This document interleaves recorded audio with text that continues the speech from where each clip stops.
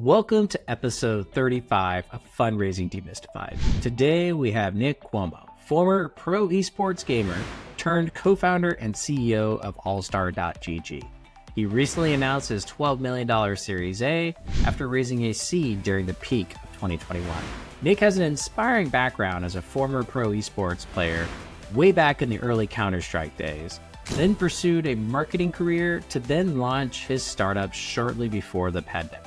We talk about the rise of esports, how the capital raising markets changed dramatically from 2021 to 2023, the impact of OpenAI's latest Sora announcement on his business, and how he's focused on hitting his KPIs to attract capital. As a reminder, to get notified of our weekly podcast and newsletters, be sure to subscribe at join.thunder.vc. Again, that's join.thunder.vc. Now, onto the show. Hey everyone, welcome back to Fundraising Demystified. Today we are welcoming Nick Cuomo on the show today, CEO and co-founder of AllStar.gg. Welcome to the show, Nick. Thanks, Jason. Glad to be here. Appreciate you having me. I'm excited to share your story. You've raised a couple rounds of financing, most recently a Series A mid last year. And I would love for the audience to get to know you and kind of a little bit about your background, your story, and ultimately what led you to starting AllStar. Yeah, totally. So I'm a former pro gamer. I played Counter-Strike in high school and college, and obviously left a very big impression on me. I started this company sometime later. And when I played, my claim to fame was I made videos that went viral before YouTube and Twitch were really a thing. The next tournament I went to, I could just sense kind of the room shifted. People wanted to talk to me that didn't even know my name, and everyone was interested to see how I played. So it left a really big impression on me. And it wasn't until kind of much later in my life and career that I actually looked back on that experience and thought, actually I was very lucky because my ability to create content really came from the fact that I was creative, I was technical, I always had a fast computer, I had a lot of free time. So it was fun. I enjoyed making content. I enjoyed distributing it. For most gamers, it's not fun. It's labor intensive. It's hard work. And so we started AllStar in 2019 to change that. And our mission, unchanged to this day, is to enable any gamer to be a creator. And what we're doing is we build technology that makes sharing your gameplay simpler than posting a selfie. So that's kind of how we got into this thing in the first place. And yeah, we just, we're all gamers. We love to make creating content easier and more fun. And that's what we've been doing for the last couple of years. No, I appreciate you giving that context. I always find it interesting, kind of the OG esports before esports was even branded esports, passionate gamer. Yeah. You were kind of early on that industry, but, looking at your history and your career, like obviously that was way back when, you had a full career leading up to AllStar. So kind of what was kind of the general sentiment of your career leading up to AllStar? Yeah, so I met a lot of really great people in esports that kind of helped me early in my career. Some of the first jobs I did outside of working at my dad's general store on Long Island as a kid, and 7-Eleven after that was I did jobs in esports. So I'd go run tournaments and do admin and set up events. And I used to pitch dust off at the Samsung Experience in New York City and stuff like that. These are all jobs I got through people I met in esports. But then, for me, I kind of after esports, I went to college and I actually had to kind of retire from esports. I basically had to choose if I wanted to graduate from school or continue to be competitive because both took the same amount of time. So I hung up the mouse in, I think it was 2004, maybe 2006, I forget. But basically retired from esports, focused on school. I'm a graphic designer by trade. So my background is, I used to design and code websites. I'd sell them to, small businesses. My first one was my graphic design teacher in high school, and actually got to do some really interesting work for brands like NVIDIA and NASCAR through some of my esports connections, kind of freelanced for a few years, used to have some contractors that would work with me. So I was always an entrepreneur by default. That was kind of my first instinct, was to work for myself. And then I decided to try working for someone else. I got into graphic design, worked at a digital studio called Blue Fountain Media, became an agency in New York that did everything from marketing to mobile apps to websites. I was there for a little over 4.5 years. I was a senior account director, ran like a third of that company, and learned the ins and outs of digital marketing, product development, teams and everything in between. And then most recently was at Movable Inc., which is a venture-backed software as a service company in New York. And they taught me the ins and outs of SaaS sales, and I got to lead some of their sales teams, and really just learned a ton about being on the inside of a venture-backed software company, and seeing how that kind of thing develops and scales and grows. And I think we went from like 10 to close to 100 million in ARR while I was there. I think I was like employee 75. There was something like 300 employees by the time I left. I think they have 600 now, and they're doing great. And yeah, really just kind of fell in love with startups, and I saw an opportunity in the industry. I saw a lot of my esports connections, starting companies, getting funded. I saw this momentum in the industry. When I played, our big stadium was like a shopping mall. So like families to go into Best Buy would be like, why are these, children shouting in the middle of the shopping mall? And that was esports back then. That was the local tournaments that we practice in to try to go to the big national ones. And so now I saw that they were filling stadiums up, like the Barclays Center near my house in Brooklyn. I was like, okay, I kind of feel drawn to this. I saw a big opportunity. I still played games. I still had moments, not as good as I used to be, but I wanted to share content with my friends. I just was not satisfied by anything that was out there. And that's kind of what got me into gaming and into AllStar again. And ultimately, I think my skill sets at the time, I felt like I was prepared. I kind of knew how to execute. I felt like I knew the people we needed. I could recruit that team. I could build that product, and get things going in the right direction. I think that's a very well articulated journey that you just walked us through, of kind of accumulating the necessary experience to then allow you to go out and build something that's aligned with your passion. So appreciate you giving that context and kind of sharing. And not all founders are like that. I've met a lot of founders that are just like, I was 22, I dropped out of college, and like, I just don't think I was cut out for that. I felt like everyone has their own journey, but I think it's totally valid to be like, yeah, I'm going to go have a 10-year career in something first. Then I'm going to find my problem. Then I'm going to take that experience with me, and I'm going to start my first company in my 30s or something like that. I think there's no one template to, being a founder. 100%. So it's 2019. You're set on launching AllStar to kind of solve this problem of making it easy to clip, to which I had experience. I have, gaming background, been in the gaming industry. Clipping is prohibitive, prior to tools like yours. And it became like, I'd like, oh, I did something cool. Like, I'm not going to be able to editing that and trying to share that. Like, no way. Yeah. So yeah. As a user in the space, I know the problem.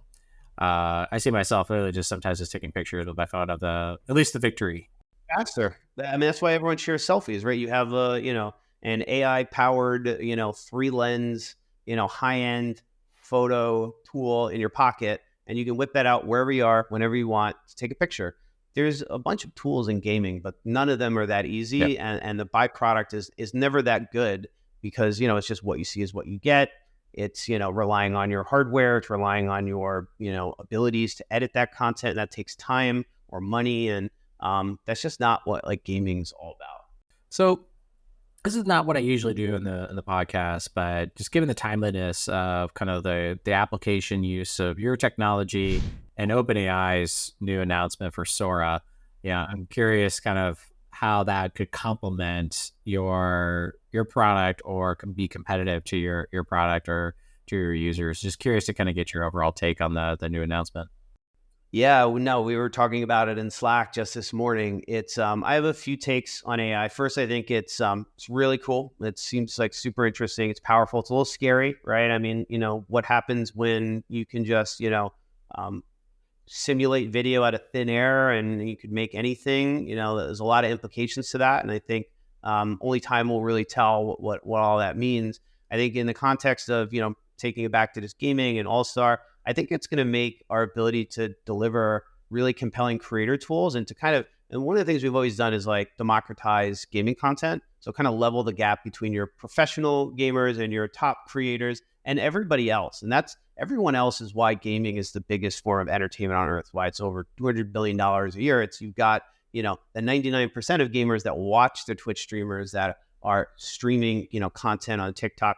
they are playing the games, right? They're spending money in the games, and they're spending money around the game. So that's our market. And I think the more that you can make it faster and cheaper and easier and more fun to make content that is on par or closer to or better than what the professionals are able to make, you're just going to get better content from more people faster. You're going to level the playing field. You'll have a new generation of creators. So super excited by it. Definitely interested to see how it develops. My other theory is I think like CG in movies, as we see the next, it's day one, right? We just saw it this morning. So it's like, oh my God, this looks like a real stock video. I think the human brain adapts to this stuff in a cycle that it has continued to do since, we went from like claymation to, computer generated imagery, which is that at first it tricks your mind into thinking it's real, but then your brain sort of your, general intelligence catches up. And we start to see, I remember the first iteration of generative AI video was like, holy crap, oh my God, I'm so frightened. And then you start to decode that and your brain is like, just look at the fingers and, you can see the weird shifting pixels and it's kind of, it's not that mysterious. So I'm curious because it's very close to like, can you distinguish that, right? But that's my take. My theory is, the more computers trick our minds, our minds sort of catch up and can start to kind of tell fact from fiction. And I think you see that with movies and special effects. Yeah, no, I think it's an interesting perspective, and I agree with that sentiment. I appreciate you kind of entertaining that tangent to talk about a topic. Yeah, it's a really interesting. I mean, it was we were talking all about it this morning. It's pretty. It's crazy stuff. It's unbelievable how fast AI is progressing. Yeah, it's been like a year. I know, really, and it's seems like it's speeding up. Yeah. So we'll see where that goes. So let's get back to AllStar. So it's 2019. At some point you raised some money. Let's talk about where you're at when you first start to raise money, who you're going to, and kind of what was that process? So the first time we were like, let's go raise money, we still had jobs, and we were like, we're going to go pitch investors. They're going to be so amazed by our idea, our plan, our background that, we'll go and quit our jobs once we close the first funding. That's not how it works. The investors right away were like, well, if you're not all in, how can I be all in? And we're like, that makes sense. We should have thought of that. So, like crazy founders, we're like, let's go all in. And we just put in our notice and got completely dedicated and bootstrapped basically for the first 18 months without salary, myself and my co-founder, Gavin, our CTO. And then we started pitching and, we'd pitch the VCs and, listen, I know a lot about sales. I have a lot of sales experience. My experience with fundraising is that it's very different than sales until you've gotten kind of used to it. And then there are some overlaps between sales skills and fundraising skills, but it's very different. Your ability to sell software and your ability to sell a company to an investor are two totally different skill sets. So it took me a little bit to kind of figure that out and understand that, there's a different approach and a different sort of threshold of what the investor really wants to understand, the language that they speak and how to really paint the picture in a way that makes it easy for an investor to decide. So we started pitching our pre-seed. It was very clear. It's like, all right, we got to get some friends and family first. We're first-time founders. We're from I guess humble beginnings. Blue-collar kind of families, and so we're raising money from friends and family and just people we've worked with and people we know, and we started to raise half of our pre-seed that way. And then around that time, one of our attorney, Neil Friedman, Friedman Law Firm, he was one of our earliest investors. And I remember when he wanted to invest, I was Googling him, like, can your lawyer invest in your startups? I had no idea. I was like, sure, I'd love to. So they can, and he did.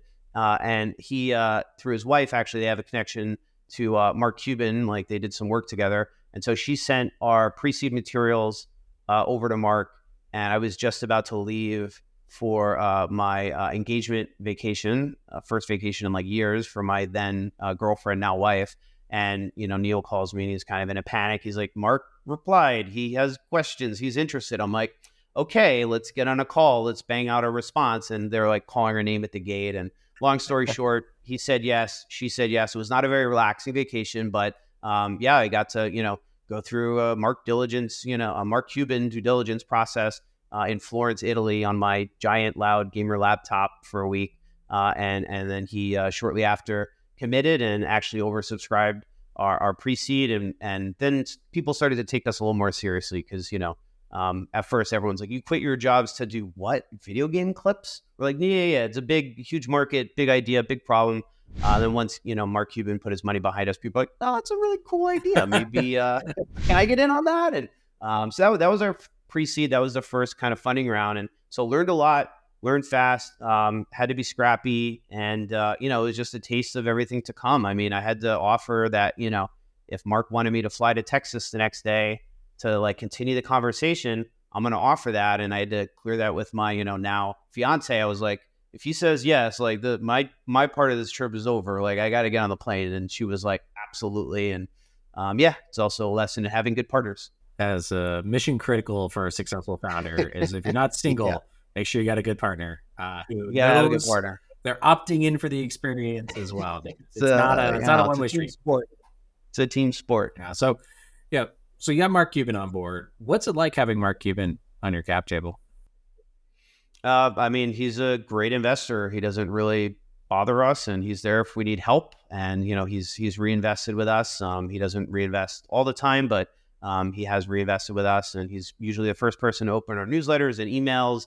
I don't know how he does it, but I think that's probably why he is so successful. Is he's just smart, fast, hardcore, always working, and he's great. I mean, his superpower was how quickly he could understand, I think, what we were doing, why we were doing it that way, what made it special. And, I've never met him. We don't talk on the phone. It's just all email, which I love because I'm a very fast typist and I'm all about email. And I love getting business done in writing because then there's no confusion about what was said. And things just move, I think, more efficiently. And so, he's been really great. I mean, we've called on him a few times for a variety of different situations where we needed an intro or help or advice, and he's always answered the call. And I can't say that is to be expected out of all investors, and especially someone as accomplishes him. That's phenomenal. That's great to hear, and it's good that his reputation stays strong.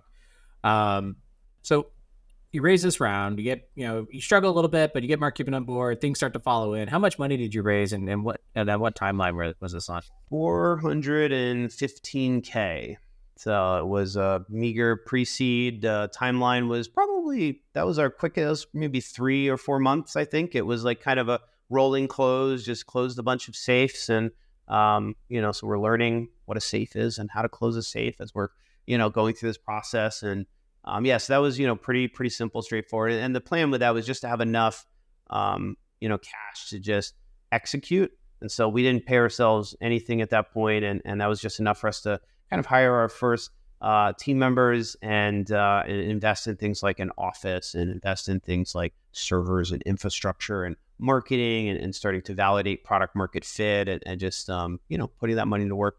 And, at this point, is your co-founder a technical person? Are you technical? Like how did you guys kind of build that first product? He's the CTO. So, Gavin and I met at Blue Fountain Media. It's an agency we both worked at. I actually hired him onto my accounts team, and it was just very obvious from day one that he was a very different kind of account director, because if a website crashed, he would just open a terminal window and the website would uncrash. And all my other account directors had to like file a ticket and wait for the PM to wake up in the morning. And he would just be like, I got it. So he's very smart, very technical, super, super engineer, could do a lot of different things.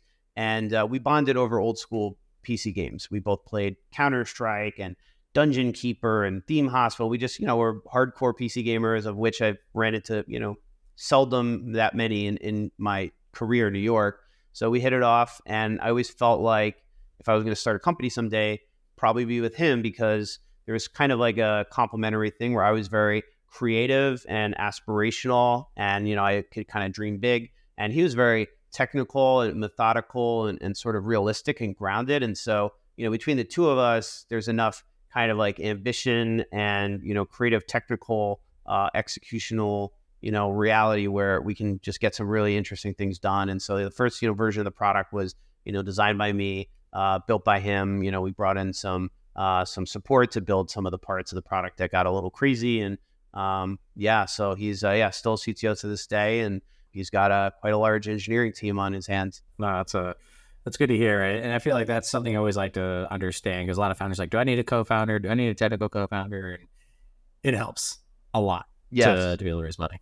Highly recommend the co-founder dynamic. 3 founders might even be better than that. I know 2 and 3. I think, statistically, the data says that, businesses with more than one founder, startups are more successful. I forget where I read this, but don't quote me on it, but I'm quite sure Very this is the scientific fact. study, yes. I think it was like put out by like Andreessen or something like that. And said they look for those kind of profiles, and it's a very tough game. So having someone to lean on that's going through that journey, that knows how hard it is, and you can support each other at different points in that journey, and that has been invaluable and has nothing to do with execution. That's just like your relationship and your ability to just be supportive. So moving on, you got the pre-seed, you start working on stuff. I think it's around COVID time that this is stuff all coming through. How did you complete? Because basically you raised, I think it was about $4 million seed in total. So imagine that was a combination. Yeah, a little under that. So kind of walk us through, at what point did you decide to raise more money? What was that experience? What was that process? Yeah, so I think the timeline, if I'm remembering correctly, was we're probably 6 months into our pre-seed runway. I think we had like 18 months based on what we had raised and our plan. And then we were starting to see some really great traction. So we were seeing a lot of validation in user data. We were seeing like compounding growth, great feedback. So it was like, okay, we're onto something. This feels electric. Great time to go raise. The market itself, I think, COVID. So we originally were going to raise sooner than we did. But then COVID happened, and, at the very onset of COVID, that was not the good times. Like if you were in media or remote technology or gaming, it was really the second year of COVID that people started to open up their wallets again, and there was, capital to deploy. Right when COVID hit, everyone was, running for the hills, and no one really knew what was happening next in the world. So that was when we wanted to launch our original seed round. So we had to kind of extend things. We delayed our plans a little bit. It was 2021. I remember end of 2020, we launched the process over like Christmas time, and really just started activating my network, building up my list of investors, getting the pitch materials together. And I think in my experience, it takes around like 90 days to really get prepared to raise, because execution and fundraising are just not compatible. They're just totally different processes, and you need to be completely in the fundraising mindset, and you need time to translate execution into fundraising.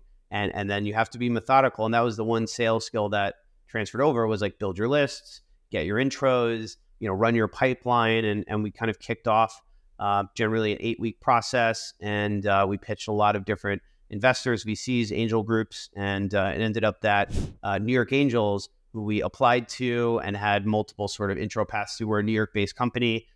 They were compelled to write a term sheet. I remember in the initial pitch meeting, it was kind of intimidating. It was on Zoom, but there was like 85 investors on there, and you had 10 minutes.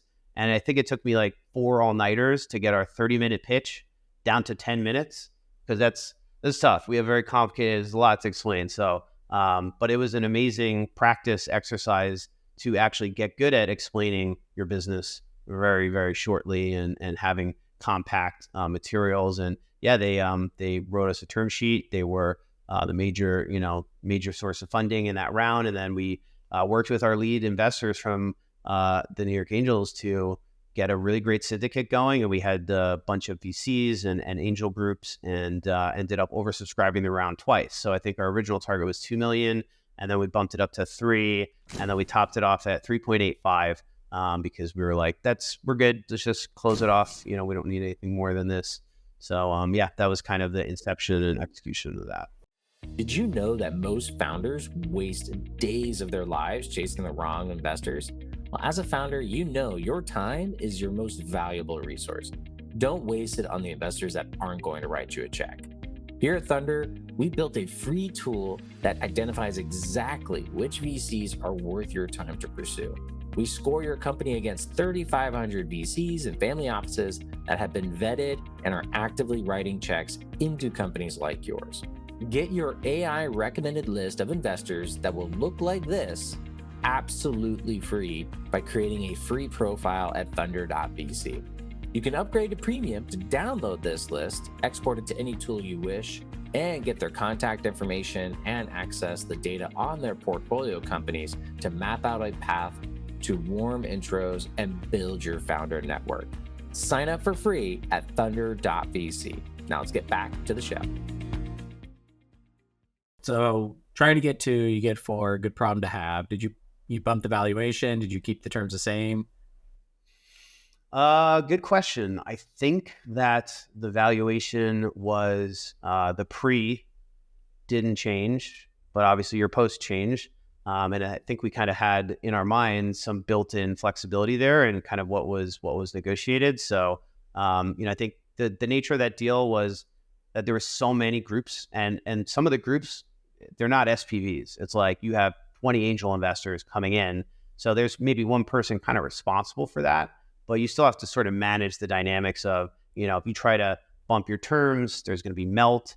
Now you're screwing with other things like if there's minimums and timelines for closing. So it's a very, very careful dance. And I think it was probably atypical than most, startup fundraising processes where you have like one lead VC and like 2 follow-on VCs.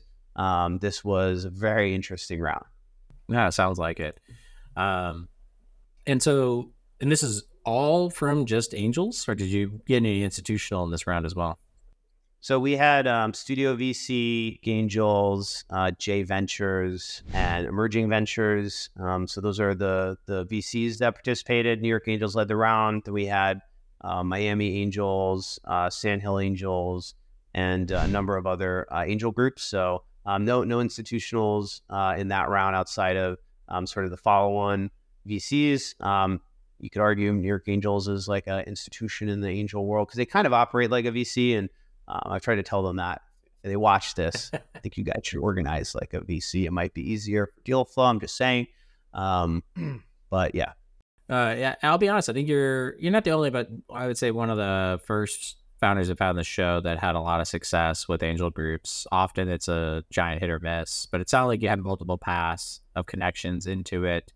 So it wasn't just submitting an application on the website. You had intros to the key people in the firm, the group that opened the door. So I just like to put that little note in there for founders to a lot of they submit an application like that's not enough. Yeah, there's still investors on the other side of the application form. Someone's looking at these things. They have to make tough judgment calls. Like there's no harm in reaching out and pitching that person directly and making sure that you have a warm connection or a network around you. And, listen, imagine if you're the angel reviewing these applications and someone just appears out of thin air, it's like, do you trust them? Are they submitting valid information? If you know that they came from a trusted connection, that's just, your chances are going to go way up.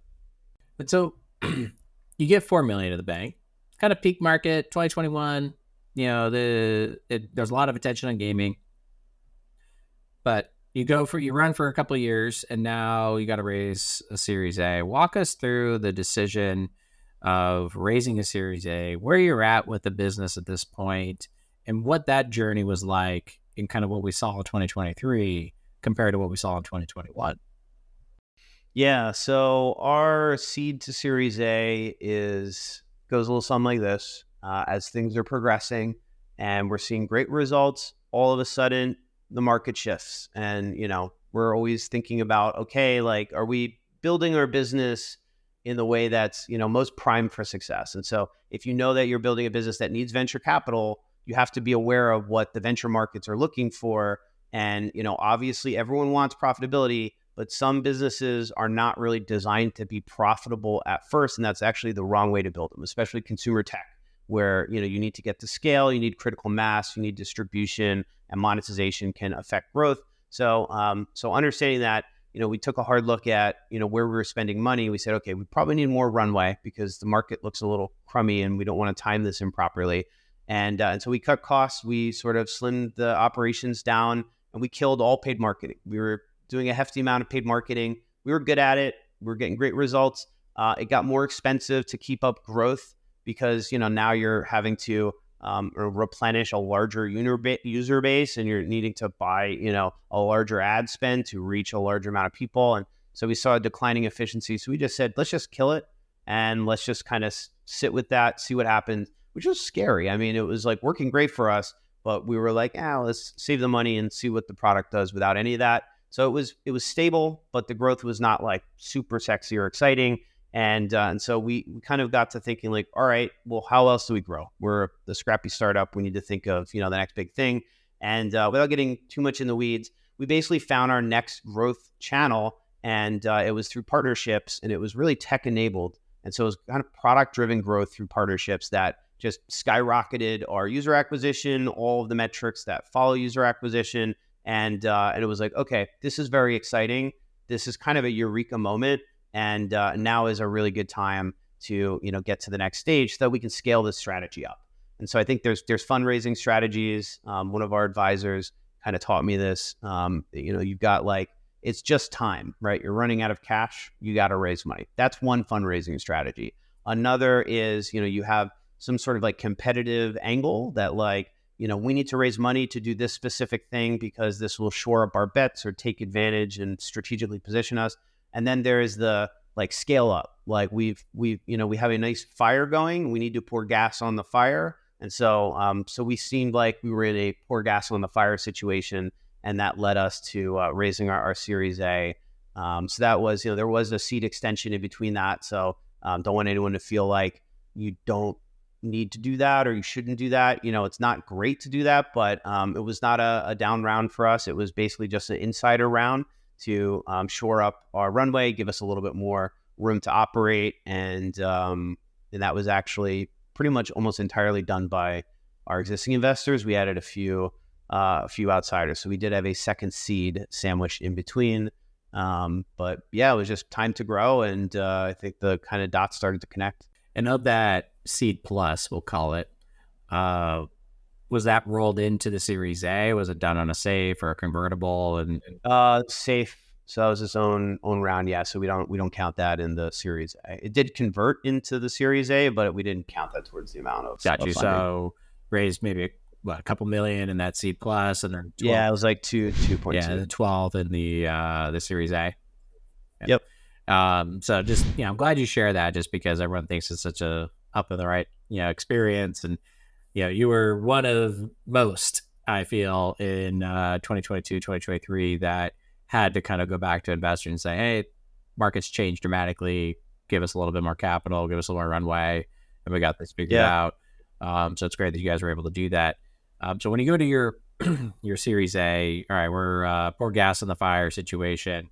How did you run your process for bringing in investors to the Series A? So this time we got Salesforce set up. So I kind of brought home something I'm very comfortable with, which is managing pipelines and Salesforce. And so we set up a proper CRM. Did the same thing we did in our initial seed round, just tried to do it better at a more professional level. And now that COVID was sort of waning, got on the road, met with more investors face to face, went to GDC. Kind of really kicked it off in person. And, I think the general gist is it's never as clean or as straightforward as we want it to be. So I think for us, when we were like, we're going to go raise Series A, we felt pretty confident we had the right metrics to do that. And so, we kind of just went for it, and, we went out there and just lined up the pitches, and we know, you got to get a lead first. So you just really focus on investors that can lead. You talk to investors that can follow, but, don't really spend your time there. And, my experience in sales dictates, you need a lot of at-bats, right? You're not going to hit them all. None of them are going to go out of the park unless you hit enough balls that day. And so we had a pretty robust pipeline and just lined up a lot of meetings back to back. I think it was like probably 2 to 4 weeks of just, meetings, second, third meetings, early diligence questions. We had a data room set up going into the round, which was something that I think we kind of learned our lesson on in previous rounds, is you don't want to be in the middle of fundraising and then also scraping together a data room. Yep. So we actually put the data room together.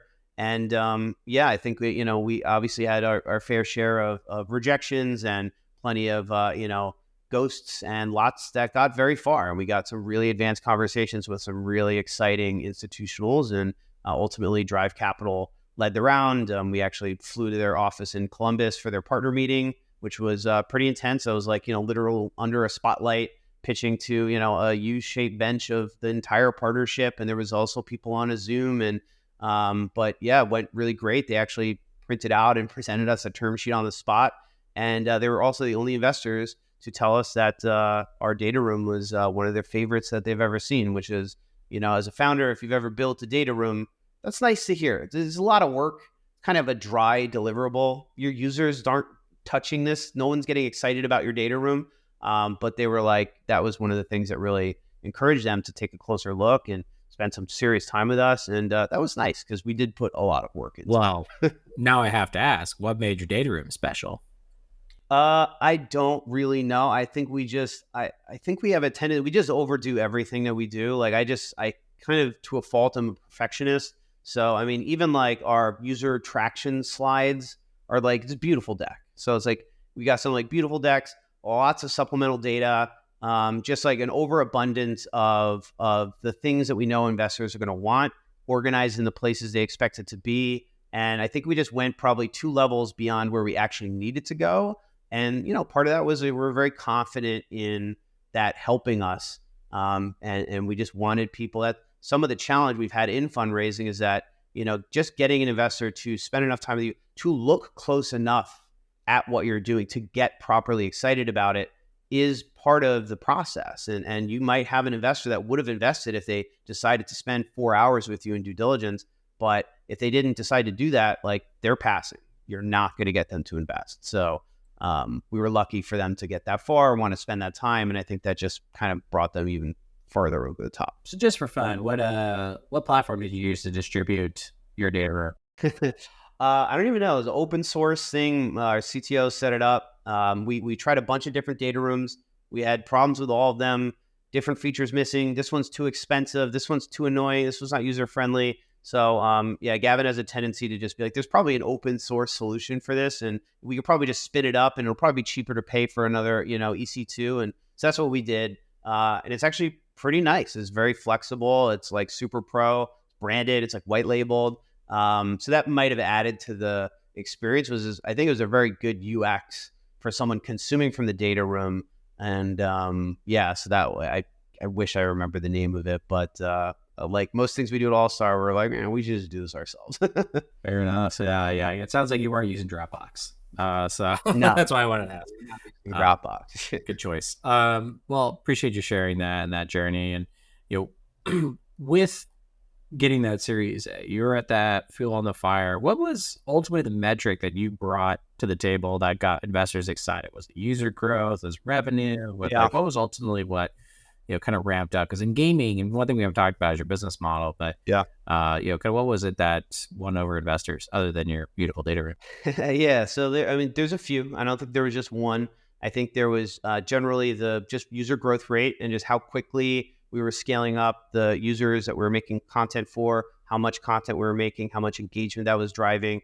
Then the other side of it is really the bottom funnel traction. So like the users that really engage with our creator tools, we're extremely engaged. The growth of our monetization, the traction metrics of monetization, the benchmarks of our monetized users against, industry leaders, right? Like that's, I think one of the things that some of the best advice I've ever gotten in fundraising, if you want to explain things to an investor, give them a anchor, like a frame of reference. So, if you're trying to explain how good your conversion rate is on your daily active users and to monetize users, why don't you show them what that conversion rate is for a company that is definitively as successful as that investor wants you to be? So we had some anchor metrics, some comparative metrics against, things like a Roblox or some of the games that we support, where it's like, okay, this is what their conversion rate looks like. This is ours. Or this is what their, annual customer value is. This is what ours looks like. So I think those kind of comparisons, those benchmarks where we're, besting or, kind of equaling some of those kind of industry titans is one aspect to it. And I think there's, not one single metric. I think the story was there's a really exciting thing going on here with this, user acquisition story and model. And, and the underlying results of that are also really promising. We also had a mobile app beta launch, and and still to this day, I'm like, I don't have as much. They have much more benchmarks than I do as VCs, right? This is all they do all day long is look at different apps, and they were just saying some of the engagement metrics in our mobile app were like unheard of, and I was like, that's awesome. I didn't. we were like, we didn't know that. We're like, they're like they triple checked. They're like, is it really like this many screens people are looking at per day? And we're like, yeah, like it's and it's going up. So things like that as well. We're like, okay, this trend gets very exciting given enough time horizon. No, I appreciate that. And, kind of the last question, before we kind of start to wrap up here, I always like to ask, why 12 million? Like, why the number that you raised? Why 12 million? Well, that's a very complicated answer. I think it starts with, in my opinion, there should always be a range. If a founder is not flexible enough to be able to operate their business at a plus or minus certain amount of money, that's probably not going to bode very well. Like there needs to be some flexibility baked in. You're in full control over how you build the business. So there was a range. I think the lessons that I've learned and from all the founders I've talked to, if you can take more money, you should take it. So, if you can take more money, it really comes down to like your valuation, your tolerance for dilution, how that affects the future of your cap table. And then it also just boils down to like, is the money actually there? Is it attached to any terms that you can't live with? So I think it was a combination of those factors where, we probably could have gone a little more than that. We probably could have survived with a little less than that. But we really liked the plan we had for that much and the way that things were coming together between the new investor and the existing investors. That's basically where we landed. It was not, necessarily where we started in the process, but it was within that range. So it's a variety of factors. I hope that's not too much of a non-answer without getting into too much specifics, but it's kind of how I think about that. No, I think it's a good reflection. So at this point, we've covered some good material. You kind of shared some do's and do nots and some of your personal experience. Before we wrap up here, what's some parting advice for founders that might be out in the market or coming to market soon to raise a round? Yeah, I think don't listen to anybody that tells you not to do what you're doing. I think in general, like a lot of people be like, don't do this, don't do that. You're not going to be successful. And I think the most valuable lesson I've learned in this, which was, a nugget of wisdom from another advisor, also keep good advisors, is the only thing that can stop you is you. And so there's going to be multiple points in the journey of building a company where you're going to want to give up. That it's like physics. It's like gravity. That's just how it goes. But if you don't stop yourself, nothing else is going to stop you. Right. And that's not like immutable. Like there's certain points where, it's like you throw in the towel. And that's generally, it's like you're out of ideas and just nothing's working and you're out of cash too. Right. Like there is a point where there's a stopping point. But that stopping point, I think, from what I understand, we haven't reached one of those, is, that's quite obvious. Everything else is just like, it's going to suck. You're going to feel like you're getting punched in the face every day. There's a lot of struggles. There's a lot of pressure. There's a lot of problems. And that's what we do, right? We solve problems, we deal with pressure, and we keep going. And it gets a little easier, right? And then it gets harder again. Then it gets a little easier. Then it gets harder again. And there's a great chart in Scott Belsky's book, The Messy Middle. And it just charts the entrepreneur journey. And it's like, things are amazing. It's like, I can't do this. Oh God, why did I start doing this? Actually, maybe I can do this. Things are getting better. Wow, things are really good. Oh no, they're bad again. And it kind of looks like a jagged saw that climbs up and to the right. And that's exactly what the journey is and is going to feel like. And I think the more that you brace for that and internalize that, the more prepared you'll be and the better your chances of success. Yeah. No, I completely agree. Nick, I really appreciate you being on the show. What's the best way for people to follow you or reach out to you and know what you're doing at AllStar? Yeah, totally. Feel free to shoot me a note. It's just nick@allstar.gg. I get plenty of spam already. So at this point, I think everyone already has my email. So that's easy. LinkedIn, find me on LinkedIn. Just search for Nick Cuomo or allstar.gg. I'm not very active on Twitter. I do have a website. I think it's nickcuomo.com, I want to say, and that should lead you to all of my other socials. Shoot me a note. Always happy to chat. I love meeting with other founders, and if I can give advice or make intros or something like that, schedule permitting, I'm always glad to do it. Awesome. Well, Nick, thank you so much for sharing your insights. It was great having you on the show, and I look forward to getting this out to our audience. Totally. Thanks so much, Jason. It was great to be here. Thanks for listening to the show today. We hope you learned something valuable. And if you did, Be sure to let us know in the comments or by hitting that like button. And if you're a founder looking to raise capital, then join us at Thunder.vc. We provide a free tool to help you identify which VC, family offices, or lenders are the best fit for you using our AI. It will save you a ton of time from chasing the wrong investors. And since launching our free tools, founders that have joined our network have gone on to raise over $1 billion in financing. Again, you can find these free tools at Thunder.vc. And as a reminder, we release new episodes every week. So stay informed by subscribing to our newsletter at join.thunder.vc. Again, that's join.thunder.vc.